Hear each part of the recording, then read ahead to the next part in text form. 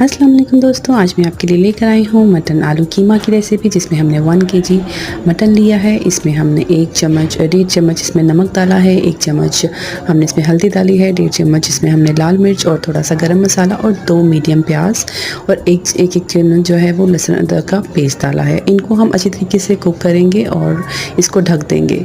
ढकने के बाद जब हम देखेंगे इसका पानी ड्राई हो गया है बिल्कुल, तो हम इसको अच्छी तरीके से मिक्स करेंगे ताकि इसमें पानी ना रह जाए।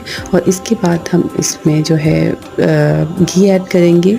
घी ऐड करने के बाद हम इसकी भुनाई करेंगे। अच्छे तरीके से भुनाई करने के बाद हम इसके अंदर जो हमने टमाटर और हरी मिर्चें काटी थी, 2 मीडियम टमाटर, थोड़ी सी हरी मिर्चों को डाल के अच्छे तरीके से हम मिक्स करेंगे। इसमें हमें 1 चम्मच जो है साबुत धनिया का पीस के और 1 चम्मच साबुत ज़ीरे का पाउडर और 1 चम्मच इसमें हम दरदर मिर्च डालेंगे। इनको कुटी हुई मिर्च डालकर हमने इसको अच्छे तरीके से दम दे देना है ताकि